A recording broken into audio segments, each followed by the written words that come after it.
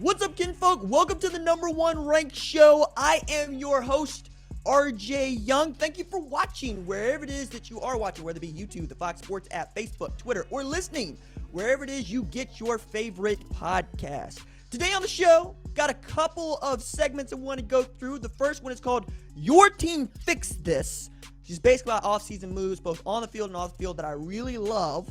And another feature where I predict who's going to get drafted in the first round of April's 2022 NFL Draft, as we are in 2022, and I still have a tendency to say 2022 as if I am not happy to be here, and that's just not true. I also want to talk a little bit about what those picks mean for each one of those teams, and it can give you a little bit of a comp, right? Some of those comps, I'm sure you're going to be like, yo, RJ, really? You're putting this all on him? No, I'm saying this is the ceiling. This is the upside. This is what you would be drafting. And then let's talk a little bit about what first-round draft picks are supposed to represent in the NFL as we're in the midst of the NFL playoffs. But first, your team fixed this. Okay, off-season moves that I really like, either in the portal, in recruiting, or on the staff. The first one is University of Pittsburgh, Pat Narduzzi's Pittsburgh. They have a need at quarterback with Kenny Pickett going into the NFL draft. We'll talk a little bit about Kenny Pickett a little later on in the show. But Kenny Pickett emerged after 2 pretty doggone productive years at Pitt as a first-round quarterback talent. Okay? This year, he broke Dan Marino's single-season record for TDs in a season, passing TDs in a season, with 42, and it didn't look like they had the answer in the bowl game against Michigan State. Okay, but they go to the portal and they get out Keaton Slovis. He, of late, formerly at USC. The reason I like this is Keaton Slovis was not just a starter at USC before, losing the job to Jackson Dart and going into the portal and then the coaching change, but this is the guy that put JT Daniels on the bench, right? Now, JT Daniels blew out his ACL, started the season as a starter, and then Graham Harrell's like, Keaton Slovis, I need you to come up, right, really, around the time that Matt Fink was still a name that USC fans had to know.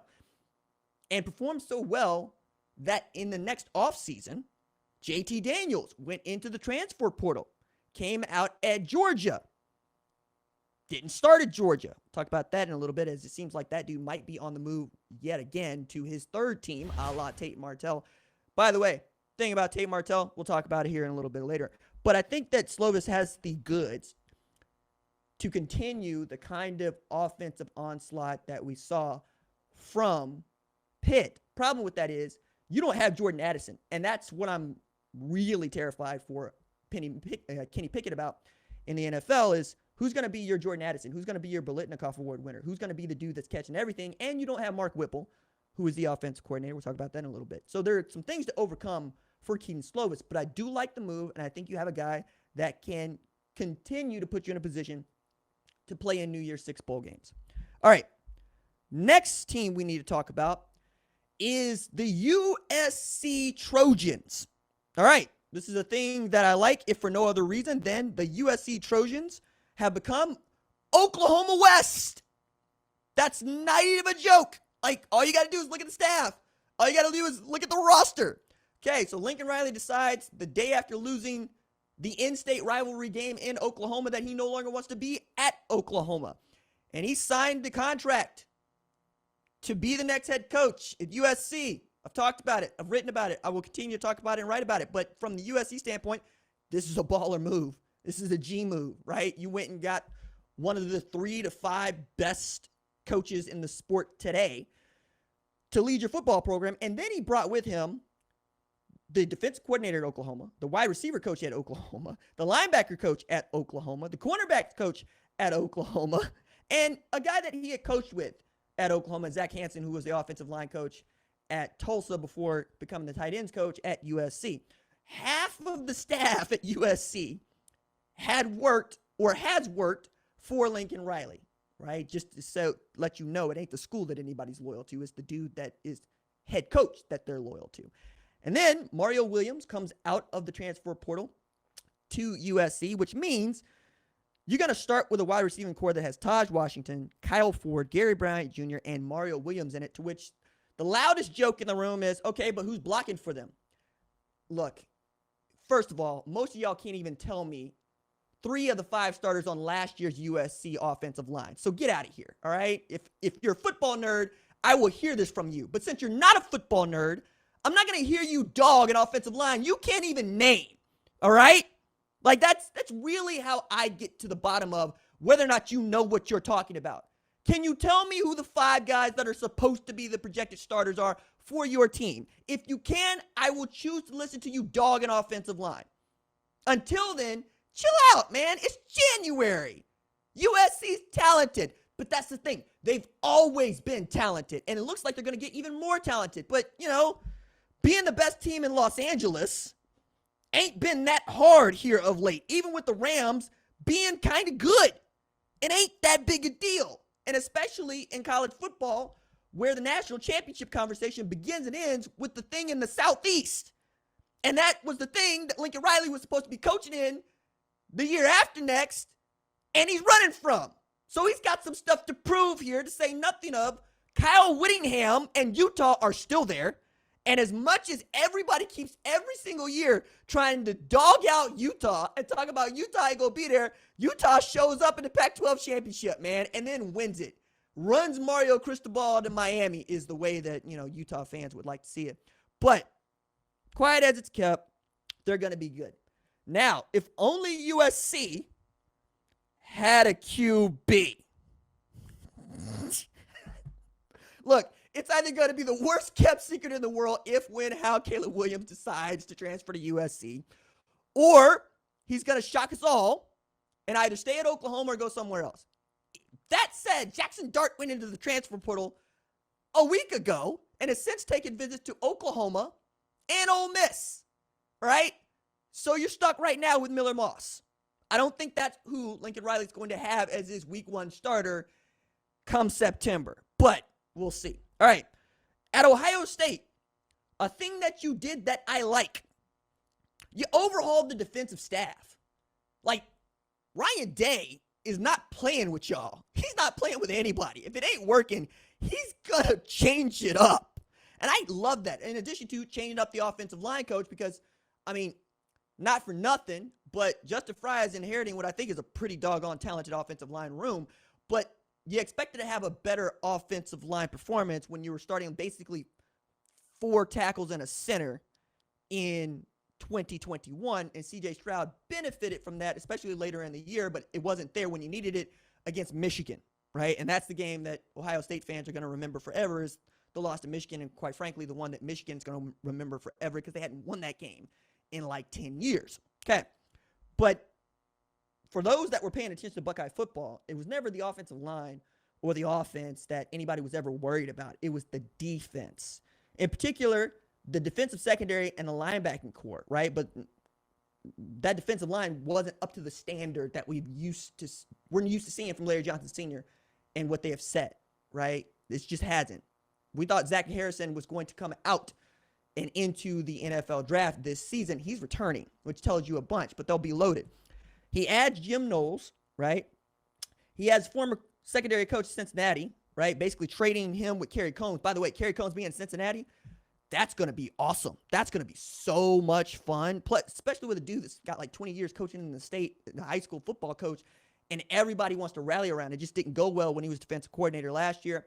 They turned over the play calling duties to Matt Barnes. Matt Barnes takes the job at Memphis. And then Jim Knowles, who finally got Oklahoma State to play the kind of defense that he thought they could in his 4-2-5, is now going to be that dude at Ohio State. And if he can get it flipped and turned around quick, fast, and in a hurry, there's no reason to believe Ohio State can't win the Big Ten and then be in the college football playoff next year. That is the bet. But I love that Ryan Day went ahead and made that move. I also like the personnel they return. Like Denzel Burke is a dude. I think he's going to be great. I also love, the best parts of their football team were freshmen and sophomores. Like, that's absurd. The most talented players on a top 5 team were freshmen and sophomores. C.J. Stroud, Travion Henderson, Jackson Smith and Jigba, Marvin Harrison Jr., Julian Fleming, Jack Sawyer, JT Tuimoloau, Denzel Burke. We keep going here, right? the sky is limitless, right? Going in the stratosphere, headed toward the moon at Ohio State if they can get this defense sound. All right. A thing Alabama did that I absolutely like. They fixed this. Well, they recruit well. 2021 set the record at the time for the highest ranked recruiting class of all time. Texas A&M has since gone and broken that this year. Wow. Talk about name, image, and likeness getting you right. But the other part about this, boss up. Okay? Bet on Saban. Expect that man to be on his Vegeta once again after losing the national championship game, especially in the way that they lost it, where they got their butts kicked in the fourth quarter primarily. Nah, Vegeta is about to be on it. And Nick Saban got a lot of Vegeta tendencies, like they both short, they both ruthless.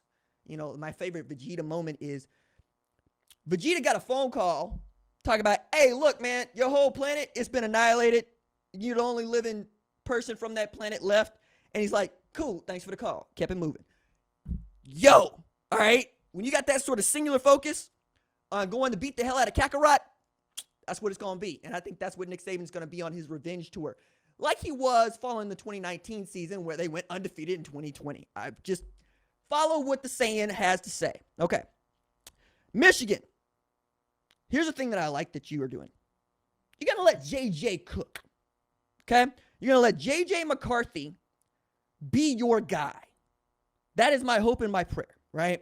Because when JJ McCarthy was on the field for Michigan, there's a bit more juice to your offense. I understand that Jim Harbaugh liked to run the football, and he got two tailbacks back there that are war emblem and affirmed, and he was going to run them, okay? I get that. Had the Joe Moore Award-winning offensive line. But I often thought during the Georgia game, you could have really used a lot of J.J. McCarthy just to try to get that defense going side to side in ways that are a little bit more unpredictable and make them cover more of the football field and, quite frankly, use another man to cover your quarterback because Cade McNamara just doesn't add that to your game. Plus, J.J. McCarthy's coming out of IMG where he was mostly running the offense, and you could see he wanted every opportunity that he was given. And when he got a chance to throw the ball down the field, it looked pretty. It looked gorgeous. Let J.J. McCarthy do that thing. Now, there's also the big elephant in the room, right, about Jim Harbaugh. Will he be the head coach at Michigan next year? He's getting plus 250 odds to be the Raiders head coach next year. It feels like it could fit. Feels like it might be something he might enjoy doing. But for your sake and mine, I hope he stays in Michigan. I would like to see Jim Harbaugh and Ryan Day develop into the kind of thing that was Woody and Bo. It'd be fun, right? When Michigan and Ohio State are good, we all have a good time. Moving on to Oregon. Here's the thing that you did, you fixed that I like. You go get the next rising star head coach in the sport in Dan Lanning. You also added Bo Nix, which I put a question mark next to in my notes because the knock on last year's Oregon offense all had to do with Anthony Brown. When they ran the ball, they were brilliant. They were golden. C.J. Riddell could tell you all about beating up on Ohio State. When he went down, Travis Dye raised up, had 211 carries for 1,271 yards. He goes in the transfer portal. We'll see where he ends up. Oklahoma, you have a need. Maybe give him a phone call, but that might not be where he ends up. All right. Other part about that I like is Bo Nix is not Anthony Brown, even as he feels like Anthony Brown 2.0, because he's much more likely to be capable as a runner, but not necessarily capable as a passer. That said, he's got a W on Oregon, and so does the offensive coordinator, Kenny Dillashaw, or Dillingham, excuse me, not Dillashaw. I think those two working together is going to pay dividends. They know each other. They've been around each other. They understand what they're chasing, which is the Pac-12 championship to start. And Dan Lanning is coming in with all of this really good energy off of a national championship win as a defensive coordinator. If they can play defense, they can run the football, and they can occasionally throw for touchdowns, they ought to be good. But I think it's going to look a lot like it did last year to start. And whether or not Ducks fans are on board with that, that could lead you to 10 games. You could be 5-7. We don't know. It's first-year head coach. But I do like it, right? All right, moving on. Nebraska. You fixed a bunch, okay? I really like Nebraska. Nebraska added Casey Thompson, quarterback. Chuba Purdy, quarterback. Dakota's Crawford, with Dakota's name, and a wide receiver. Offensive coordinator Mark Whipple, who's coming from Pitt. I mentioned him earlier with in relation to Kenny Pickett. And wide receiver coach Mickey Joseph, who rose to renown nationally, right?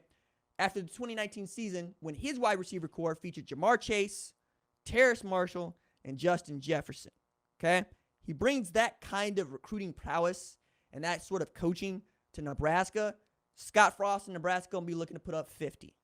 Like, on paper, you get the best out of Casey Thompson and what I expect to be a bridge year for perhaps a Chuba Purdy. You could be on to something. And last year, they were in every game they played. Like, it was a brutal year for Nebraska fans because they're looking at 3-8 when they could have just as easily been 8-3, right? It was that sort of season for them. But Frost is taking no chances. He brought in 2 blue-chip quarterbacks. He's going to have a quarterback derby. He's going to add more offensive firepower and weapons to this. And I am applauding Nebraska for continuing to put some faith and belief into Scott Frost and what he is trying to do at Lincoln. And also saying, hey, look, it's taking a little bit longer than we would like it to, but we're much farther along with this guy than we probably would be if we started up all over again. Let's recognize who we are. Let's recognize that we got a coach that's trying to build. Let's recognize we got a coach that is also invested in what we're doing. I think Casey Thompson is due, right? I thought it was going well, really well at times for him last year at Texas. I also understand Quinn Ewers transfers in. Yeah, you decide to chunk up the deuce. I'm expecting Casey Thompson to be a talisman for that team. We'll see how that goes.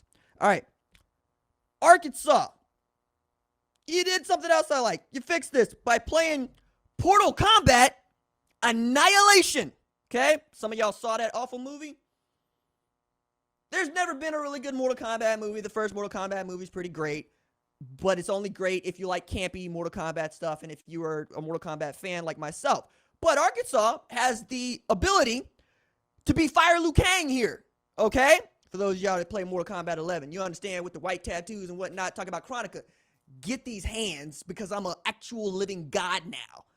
It could be like that at Arkansas. It could be like that, especially when you look at what they have. So, coordinator reports, Action Network, and others, Kendall Brown's been offered the offensive coordinator job at Miami. Let's say for the sake of this segment that he doesn't take that job and he stays at Arkansas. So you have both your coordinators in place. You lose Treylon Burks, but you added Jaden Hazelwood, who I think is going to have a huge year at Arkansas. You also added LSU's Dwight McGlothern and Alabama's Drew Sanders. Drew Sanders has the potential to be the kind of disruptive force that Will Anderson was last year and that, or Dallas Turner was, quite frankly, last year. He just wasn't good enough to start. Like, that's Alabama, as far as I'm concerned. I'm excited to see what he does in Barry Odom's defense, especially knowing that they got Jalen Catalong, who's going to be back there as a safety, organizing everything that they're doing. I love Sam Pittman. You know this. I like what they've been building to. They had their best season in a decade last year. I was early in on Arkansas, and then Coach Pittman is continuing to make me look good for believing in him and believing in what they're building at Fayetteville. Arkansas and Nebraska, for me, make the sport a lot more fun when they're good. Probably one of the reasons why I'm so high on them in 2022. But yeah, man, like, he wasn't actually joking about any of this when he was going, we're going to save a few spots for transfers because that's just where we are. And then being able to pay your coordinators to stay. You'll remember Barry Odom was a guy that was up for the Texas job before Steve Sarkisian took it. And he was also a guy that was up for being his defensive coordinator, right? Before Pete Kwiatkowski did it. I'm just saying, when you got that sort of continuity, and you got that sort of talent, you got KJ Jefferson returning, I expect Arkansas to be about its business, right, in 2022. And finally, Texas. The slogan for Texas is, don't stop believing. So what I'm saying is, it's a journey. You get it? Don't stop believing. Journey. Laugh at my cheesy joke. Also, you know, they're good, or at least it's the thing about Texas. Kind of like USC on paper, they're really good. Like, I'm excited about what they could be. Quinn Ewers, the quarterback, Bijan Robinson at tailback, Xavier Worthy at wide receiver, Jaleel Billingsley at tight end.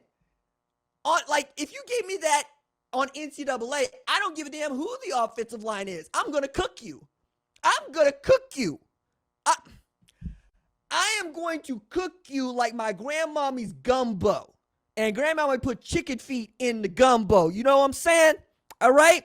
I'm about to clear your nostrils out with the kind of hot sauce that I'm going to be putting on this football because Quinn Ewers flipping it to Bijan. You don't want them problems. Jaleel Billingsley is such a dynamic athlete at tight end that Nick Saban had him returning kicks in the college football playoff the year they won the national championship, 2020.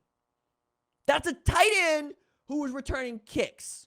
That was the reason I think Jameson Williams was brought in to begin with. I don't think they thought he would blossom into their number one and one of the best wide receivers in college football. I thought they saw a dude with legitimate 4.2 speed that could allow them to put Jaleel Billingsley in less special teams positions where he has to return kicks, right? Now, Cam Latu ends up being a better tight end prospect and a more polished tight end than Jaleel Billingsley, who looked kind of out of sorts in the national championship game, but also has all the talent in the world.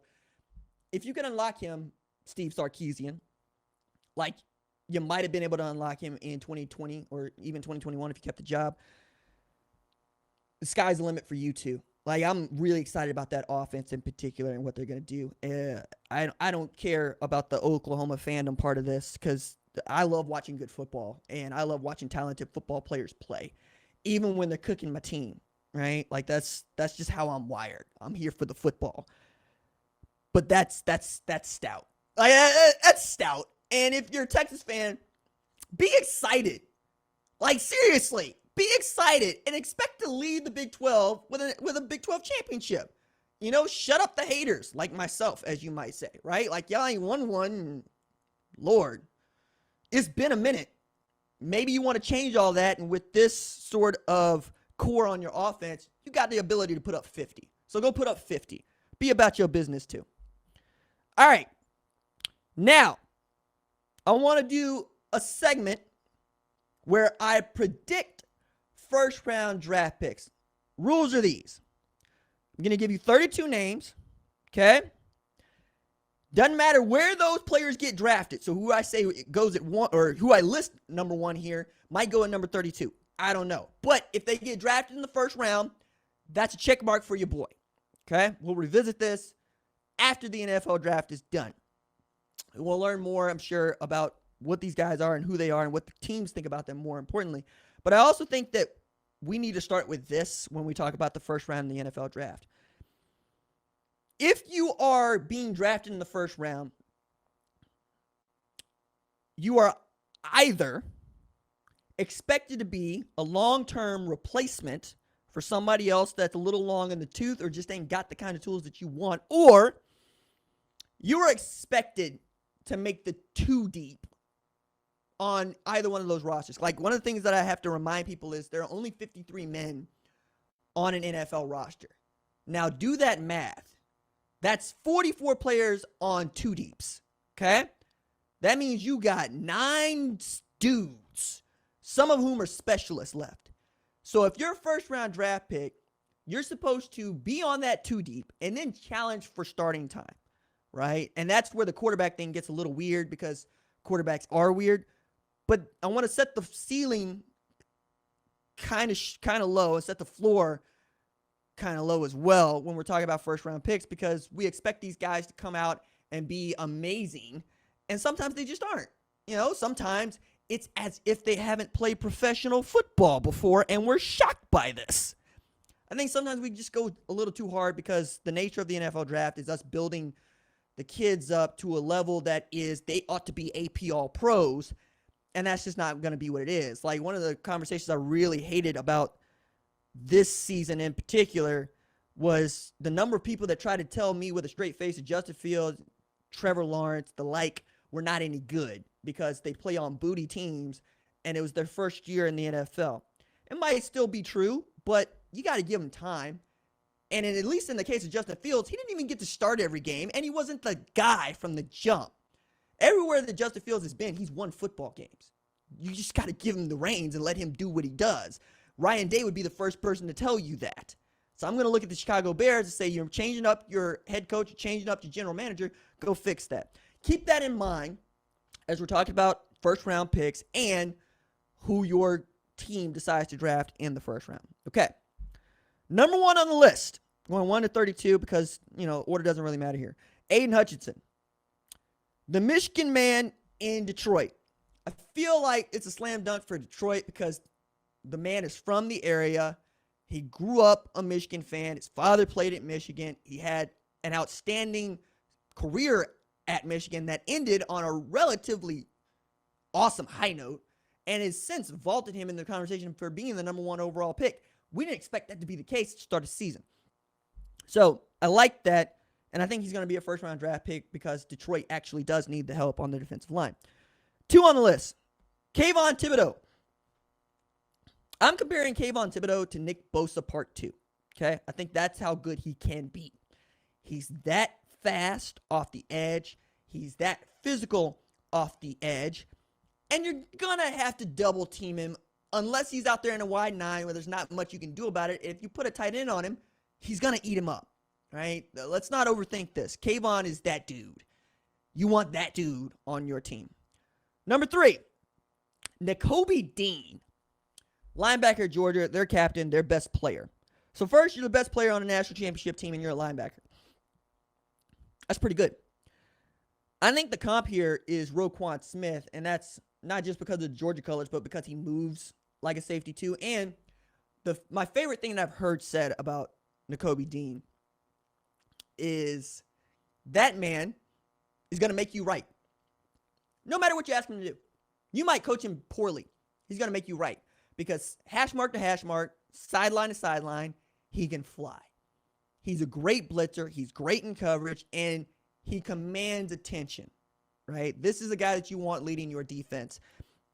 I really love him as a football player, and I think he's going to be outstanding in the league. Just give him some time. Okay, number 4 on the list, Evan Neal, Alabama. That man is 6'7", 350 pounds, and he hit the splits from a standing leap on some blue mats about 6 feet in the air. Jumped up, split his legs, landed on the mats, and did not, throw a hip. Throw his groin. Like my groin would have been way over there somewhere had I tried to do that. This dude not only was there, but he was there like Jean-Claude Van Damme in Bloodsport. Just holding it. Just zen with it, looking like he was getting ready to summon Jutsu. Some of y'all don't know that I watched the Naruto too. Evan Neal's going to be that guy, right? You want him at offensive tackle. Okay, number 5 on this list. Derek Stingley Jr. Yeah, Derek Stingley Jr. I'm going to say Pat Peterson Part 2. Now, Stingley didn't have the kind of season that I expected him to have in his draft-eligible year, but the tools are still there. Comes back from this injury, he'll be okay. He can fly. He can play both ways if that's what you want him to do. He can return punts for you, return kicks for you. And he's a great cover corner. Like, you want him as your shutdown guy. You want to take away the other team's best wide receiver, he's the guy to help you do that. Number 6 on this list, Tyler Linderbaum coming out of Iowa. Now, Linderbaum came into the season as the number 1 interior lineman available in the 22 draft, and he has exited the season with the same manner. I think it's Creed Humphrey meets Quentin Nelson. Meaning, if you want to move him to guard, cool, he'll destroy people. But you probably want him at center because he's that smart and that's his natural position. I think he's going to be able to help somebody get right in a hurry with their offensive line. It's just a matter of who will use a first-round pick, let alone a top 10 pick, on a center. It just doesn't happen. But I think it could with him. Okay, number 7 here, Jameson Williams. I'm comparing Jameson Williams to Joey Galloway because Joey Galloway came out of Ohio State and ran a 4.18 40-yard dash. I'm going to say that again. He came out and ran a 4.18 40-yard dash, and Jameson Williams is that fast, and in returning kicks, you won't catch him. And if you get your hands on him, he's going to spin out of it. He's going to take it back to the house. He finished the season 79 catches, nearly 1,600 yards, taking the top off the defense. Like, the other comp here for me is Randy Moss, who was just as fast. And that's what you used him to do. You used him to stretch the safeties, right? If they can't run with him, that's 6. And Jameson Williams could do that on every play when he was healthy. Now it's about whether or not you're going to be able to trust his rehab, because blowing out an ACL does not guarantee that you're going to come back with your speed, though that is what we are all betting on, because I would love to see a guy with blazing speed and those sorts of hands and his wiggle in the NFL. I think he could be amazing, outstanding. All right, number 8 on the list, Charles Cross, coming out of Mississippi State. I think this is this year's Rashawn Slater. Like, last year, during the college football playoff national championship, I jump on at halftime. I talk with Joel Klatt about his top 10 NFL draft selections. Rashawn Slater's on the list. He had sat out the season for COVID coming out of Northwestern. And he thought that I was going to lay into him for having Rashawn Slater on the list. And I'm like, no, I didn't. I thought he projected at guard, but he anchored really well. He was a mauler, and he was big and fast. Like, outside of Tristan Wirfs, one of the most ready-made physical athletes that I have seen coming out of the Big Ten Conference in a long time. And that includes Ohio State offensive lineman. And he turned into a second-team All-Pro. Like, number one, shout out to Joel who saw it.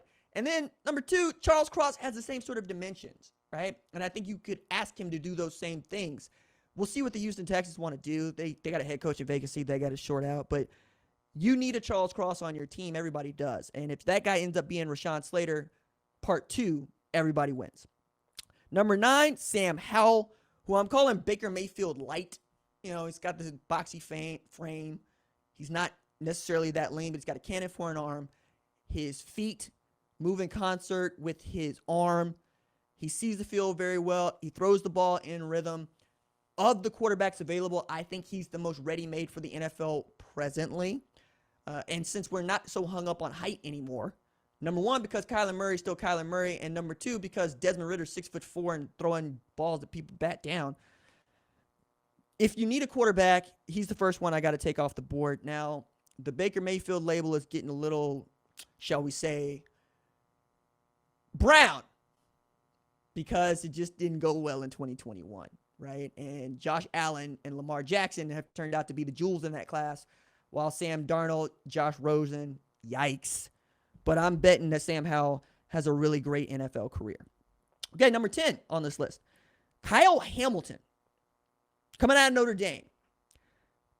Kyle Hamilton is a doggone pterodactyl who is your single high safety. He can cover the entire field by himself. If you watch the Buffalo Bills play the New England Patriots in the wild card weekend, you saw Micah Hyde. You saw how he was able to cover the entire field and make plays on the ball that he had no business making plays on, let alone snatching off of Nelson Aguilar's shoulder. That is who Kyle Hamilton is. He is a pterodactyl playing center field, which means that you can run man coverage and you can blitz whenever you want, because that guy allows you that ability with the other safety in the box, right? I'm excited to see what Kyle Hamilton becomes, because the other guy that I would compare him to, at least coming out, was Isaiah Simmons, in that if Isaiah Simmons was made to play free safety as opposed to play inside linebacker, I think we're talking about the same kind of player, right? Hamilton has been allowed to play DB and safety for his entire career. Coming out of the Atlanta area to Notre Dame, has done nothing but live up to his moniker as one of the most physical football players on that team, right? To say nothing of gifted. Let that man return kicks. Let that man play both ways if that's what you need to do. But for the love of all things holy, let him play free safety so that we can see that magnificent athleticism. Okay, number 11 on this list, Garrett Wilson, coming out of Ohio State. I'm comparing him to Justin Jefferson. It's not that he's as slept on as Justin Jefferson was, because Justin Jefferson going off in the playoffs was a very big deal, right? It's that he's got that sort of talent.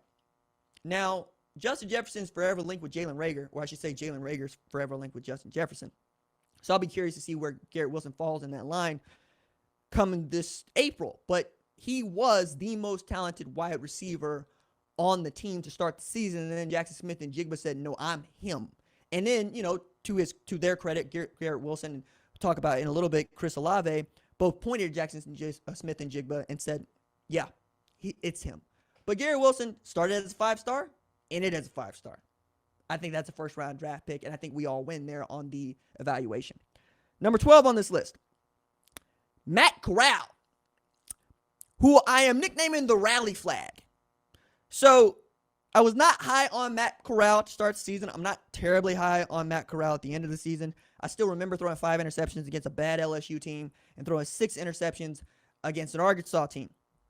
However, of his 14 interceptions, those were 11 of them, right? It's those 2 games. If you put aside those 2 bad games in the NFL, they're going to evaluate your 3 best and your 3 worst. Those are 2 of his worst. You still got a really great quarterback, and you got a guy that is going to bring some moxie and some courage and some want to your organization. Hence the rally flag. Everybody's going to be able to rally around him. He's going to be your standard bearer. He's going to be the face of your franchise, the CEO of your franchise. And you want him, especially after how he has comported himself in 2021, even wanting to play in that bowl game, risking getting hurt, not regretting a thing. That's who you want to be your quarterback in the NFL. Number 13 on this list, George Karlaftis, the Greek freak in the NFL. Greek freak because, my man is Greek. It's about the end of it. But coming out, 5-star defensive end type, turned into that at the Boilermakers, who are mostly known here of late for their offensive prowess. George Karlaftis has the ability to be a dominant edge rusher, an outstanding 5 technique. I'm excited to see what he looks like. Plus, coming out of Purdue is not easy. I mean, it's an engineering school, put it this way. My sister is married to a PhD in computer science. His PhD is from Purdue, and he's got one of these big government jobs that he ain't allowed to talk about. That's the kind of dudes that they turning out intellectually at Purdue. That's the kind of dude that you're going to be drafting at George Karlaftis. He is that smart. He is that cool, and I'm excited to see how he looks in the NFL.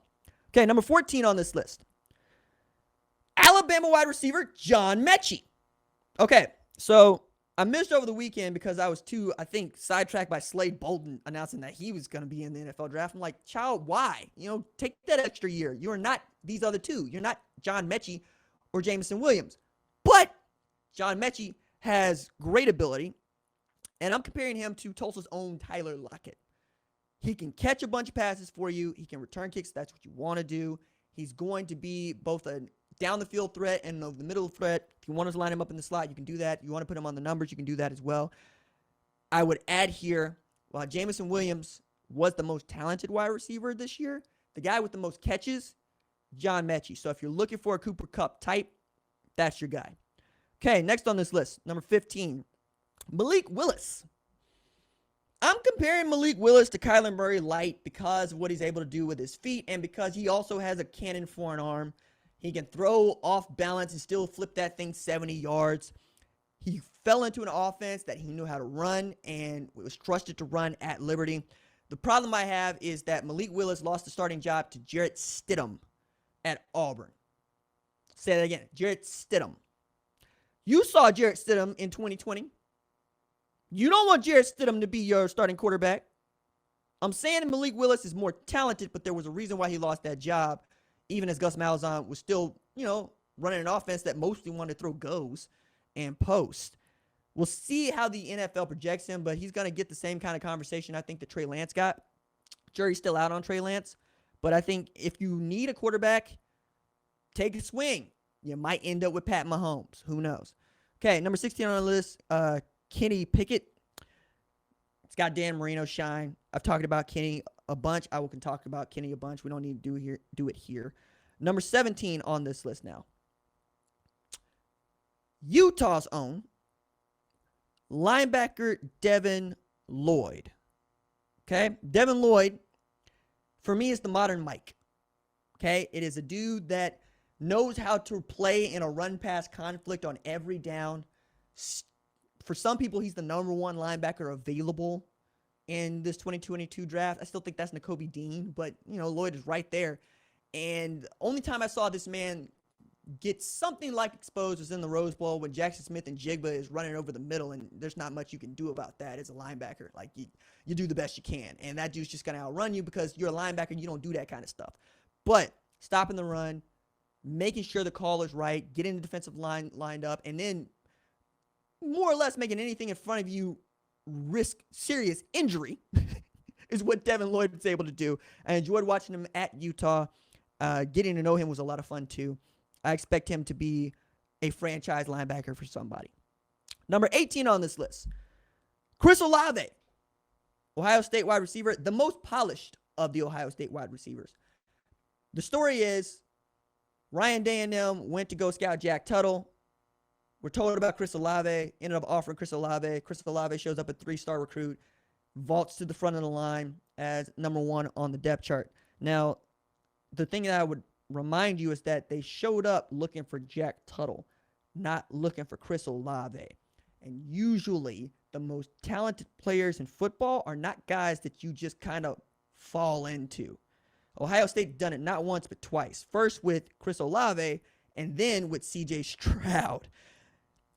Sometimes it's luck, sometimes it's evaluation, but the reason that I'm not as high on him as I am Williams, Mechie, or even Wilson is for those reasons, right? The ceiling is a little bit lower to the ground for him than it is for others, but, you can do a lot as a polished receiver. Look at Cooper Kupp. That dude ain't especially fast. He just catches everything they throw at him, and he's a great route runner. Who knew? Okay, number 19 on this list, Florida cornerback Kaiir Elam. I think this is the next C.J. Henderson coming out of Florida. I liked Kaiir last year. Florida wasn't very good this year, especially toward the latter part of the year. But I think if they were, we'd be talking more about Kaiir and how good he is as a cover corner. I thought he was a better defensive back than Marco Wilson, and Marco Wilson got drafted. So, I think he's in this mix to be a first-round pick, and I'll be I'm going to take a chance missing on that because I think he's that great. Number 20, DeMarvin Leal coming out of Texas A&M. This is a guy that I was high on, made my first round projected to start the season, and he finished that way on a pretty doggone good Texas A&M team. I think he's a Chris Jones lookalike, that Chris Jones that plays for Kansas City. If you can get that kind of production out of him, this is a steal for you because you usually can't draft all pros in the first round. Sometimes you do, but not usually. Every once in a while, you end up with like an E.J. Manuel. So number 21 on this list, Michigan defensive end David Ojabo. Really enjoy Ojabo. Tamba Ali with more upside for me. Favorite story about David Ojabo is the one that he told about needing to walk up to Aiden Hutchinson to ask, why did the offense spike the football? For me, that demonstrates how much growth he can do in this sport. And having that kind of terror coming off the edge that still has that kind of upside is intoxicating to me. If I am a general manager, if I'm a scout, if I'm a developer of talent, yeah, I'm going to go and use a first-round pick on that guy. For the same reason I think the Los Angeles Chargers use a first-round pick on Kenneth Murray Jr. You see a guy that is that fast and that big, you're going to go draft him and hope you can teach him football. And that's basically what they had done, making Kenneth Murray Jr. the first Oklahoma defense player drafted in the first round in 10 years. And he's their starting middle linebacker for most of the year. I think that Ojabo can do that for another team. Okay, number 22 on this list. Jordan Davis. One of my favorite players of college football all last year. A quite literal mountain of a man. The comp here for me is Vince Wilfork. Won the Chuck Bednarik Award, goodness me, for best defensive player in football. He allowed Georgia to beat Georgia, as far as I'm concerned. Now, Jalen Carter also allowed them to beat Georgia. But when you can occupy double teams, you free up your linebackers to go make plays. Because Georgia was living off of simulated pressure, this was big. That means you didn't know if they were sending Dean, if they were sending Tyndall, if they were sending either Walker, Trayvon, or Quay, or even, at times a safety. He allows you to do that sort of stuff because he was able to be that big, that strong, and that fast, quite frankly, quick at 350 pounds, right? 6'6". He's going to have a good time in the NFL because there just aren't that many dudes like him that can do what he does. Like I'm thinking of Hicks for the Cardinals. I'm thinking of, my goodness, at Baylor, Sakai Ika. Man, yeah, you keep going here. I think he's going to have a great career. Number 23 on this list, Cincinnati cornerback, Ahmad Gardner. Sauce. A1 sweet feet to the uninitiated. I think the comp here is Byron Murphy. I think this is a dude that is long, rangy, and can provide that number one corner that you need. The stat going on around him is like, didn't allow a TD and whatnot. And I'm going, I can't trust that one as much because DeAndre Baker won the Thorpe Award. He didn't allow a TD for like 3 years. And then, he ain't been that great in the NFL. I prefer to look at what Ahmad Gardner did against Alabama. And between he and Kobe Bryant, by the way, who was the Thorpe Award winner, it was a no-fly zone. Like, when they hit their big play, Alabama, Bryce Young to Ja'Cory Brooks for a 44-yard TD, it was over the top of the number 3 corner. It wasn't over the top of Bryant or Gardner. They just chose not to test him, and basically he kept Jameson Williams in check for most of the game. Go draft that guy. Number 24 on this list, Kenyon Green. I think the comp here, Dallas Cowboys guard Zach Martin. I don't think that's much of a stretch. Green was outstanding at A&M, and I expect him to be outstanding in the NFL. Number 25 on this list, going back to USC with Drake London. Okay? Before his injury, probably wins the Biletnikoff Award. He was that good. This is a guy that started out basically playing the Y, the tight end. And when I talked to Clay Helton last spring, I asked him to compare, Drake London to somebody else because they were going to move him outside. They were going to move him outside the numbers, let him play some wide receiver. He says, I think this is a Mike Evans type. And I was like, yo, because Mike Evans could just as easily, with a little bit more bulk, be a tight end for you, right? Now, Tampa Bay doesn't have that problem because they got O.J. Howard, they got Cam Bate, and they got Gronk. But that's the kind of player Drake London can be. He can be that Mike Evans type. Number 26 on this list, Penn State wide receiver Jahan Dotson. It's a loaded wide receiver draft, just like last year and the year before that. I think the comp here, though, is Antonio Brown. I'm talking about on the football field, for those of y'all that want to get funny, because Jahan was catching everything that was thrown his way. And most of the time, he was the only dude making catches for Penn State. But he would take the top off the defense. He could work in the middle of the field. If you're looking for a high-volume guy to be in the slot or even on the outside, a guy that can be your number one, I think Jahan Dotson is that dude. Bet on himself and had an outstanding season this year. I mean, look at this. Gets both feet in here. No, just the 1 foot. All right. Looked like he got both feet in on that. But I had a lot of fun watching him play in the Big Ten this season. I think that with the right quarterback, it could be a match made in heaven. He's got great run after the catch speed. I'm excited to see Jahan Dotson in the NFL. All right. Number 27 on this list, Cincinnati quarterback Desmond Ridder. I've said my piece about Desmond Ridder, but I think his ceiling, if you're betting on Ridder, is Justin Herbert. Same size, same sort of build. Just hasn't shown that he's the kind of passer that Justin Herbert is, right? You're going to need to develop that. But I think, again, this is for the folks that want to believe in Desmond Ridder. Josh Allen wasn't very good his first year at Buffalo. So much so that man not only airmailed passes, it looked like he was trying to throw them outside the stadium into the apartment complexes. He just didn't know what he was doing. He was just a newborn baby deer out there. Settled down in year 2, became an outstanding football player. This season, Josh Allen is the guy for which, if it's all working, you're cooked. You're done. Like, there's 4 quarterbacks in the NFL right now that I feel confident saying that about. When it's all working, you're cooked. One of them is the GOAT, Tom Brady. The other one is GOAT light or GOAT like, kind of like rogue like. Some of y'all be playing video games too. Aaron Rodgers, and that rogue like has several meanings there.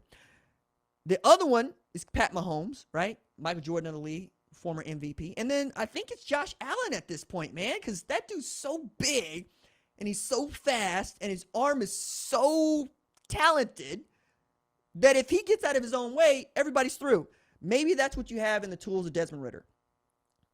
If that's what you end up getting, I will eat crow, right? I just don't see it, but I think that it's worth the reach, right? And I think somebody is going to make that reach because that's what we do with quarterbacks because they're so pivotal and, quite frankly, important to what you're trying to do in the NFL, let alone any other sport. Number 28 on this list, George Pickens, who basically since his freshman year I've been all in on. I think the comp here is DeAndre Hopkins. If you throw the ball in the vicinity, George is coming down with it. We saw this. we saw this. We saw this in the Orange Bowl. We saw it again in the National Championship. And the man didn't play but like 3 games in all of 2021, but also could show he could be a high volume target too. The 2020 Sugar Bowl, he caught 12 passes, right? For like 179 yards or something like that. It's like 2 TDs. It was stupid what he was doing out there because he was really the only receiving threat that they were displaying at the time because Kirby Smart wants to play murder ball. He wants to run the ball, play defense. And when he had to, threw it up to George Pickens, who said, I got it. No worries. I'll go over the top of anybody's head you need me to go over the top of. And that's what you want in a DeAndre Hopkins type. I think George Pickens is going to be phenomenal in this league. And the first thing people are going to talk about is A.J. Green because A.J. Green comes out of Georgia. But I think you're going to see what I'm talking about when you get to see George Pickens in the way that you saw it with CeeDee Lamb, saw it with DeAndre Hopkins. Number 29 on this list, another Georgia Bulldog. Darian Kendrick, right? Corner. Turned out to be this season who I thought Derek Stingley Jr. would be this season. Particularly in the bowl games, right? Had 2 picks in the game against Michigan and was their number 1 corner at Georgia. This is a dude that I didn't even know was going to be playing college football, quite frankly, after the trouble that he got in the offseason, need to go into the transfer portal, leaving Clemson, came out of Georgia, turned out to be all right? And then turned into, oh, man, this might be CB1 coming off the board. He's got that sort of upside, and he's shown that sort of polish. Number 30 on this list, Iowa State running back Breece Hall. One of the best tailbacks of the last 10 years. I think the comp here is Jonathan Taylor. He was that productive, and he was that slept on. Like, Jonathan Taylor averaged 2,000 yards rushing for 3 years. Nobody talked about Jonathan Taylor being one of the best tailbacks in college football or one of the best players in college football, right? I feel like that same sort of slept on is Breece Hall. Never finished as a top 5 Heisman finalist, though he was a unanimous All-American at tailback in 2020. And in 2021, also was the offense for Iowa State. If you run that zone scheme like they do at LA, at the Rams, right? Because we got 2 LA franchises. I think he's your bell cow back, right? And I think I'm right in saying this. While the comp might be Jonathan Taylor because that's the dude that y'all have seen here recently, watch Breece Hall end up being much more like Steven Jackson. Okay? It's going to be that much fun, all right? Number 31 on this list, David Bell, coming out of Purdue. So David Bell was the dude that nobody talked about when Rondale was doing what Rondale was doing. And then Rondale went to the NFL, and David Bell became the number 1 and played like one. Like, David Bell could have just as easily won the Biletnikoff Award this season because of what he meant to Purdue football, even as they were playing musical chairs at quarterback. I think the comp here is Adam Thielen at the Minnesota Vikings. Another polished receiver, another dude you can count on most years because Adam didn't have the greatest year this year, though he was really good, to catch the football, to keep you out of 3rd and long situations or to trust on 3rd and long situations. I really like watching him play at Purdue, and I'm excited to see what kind of a player he turns into, a proud son of West Lafayette. And finally, number 32 on this list, Oklahoma defensive tackle Perion Winfrey. He's awesome. I really like watching him play in the interior. One of the few junior college transfers at defensive tackle that lived up to the billing. Any of y'all remember Quincy Russell? Know what I'm talking about. But this dude was always running people down, constantly trucking people, and was not afraid. Ooh, look at that. Brock Purdy. I'm sorry about you, dog. I think Perion Winfrey could be what Jerry Tillery is, right? Jerry Tillery at the LA Chargers. He's got that kind of frame. He's got that kind of motor. He wants it. He wanted to wear the Ocho. I hope he wears the single digit in the NFL because it's always fun when I get to see defensive linemen wear single digits. He's just a handful. And I think if you're looking for a 3 technique, you're looking for a dude to be your dude in your 4-man front, that is the guy to go get. Have fun with Perion Winfrey in the NFL offensive lineman. Okay. That is our show for today. Our lead producer is Catherine Donnelly. Our director is Chris Cheshire. Tyler Wojak helps with all things associated with this show. My man Javion Duncan is our social media manager. Rachel Cohn is our lead of screening. And I'm the host, RJ Young. One last thing. We're going to be off next week, so there is no number one ranked show for next week. We're going to take a little bit of a break. You deserve it. All right, that's it for me. Deuces.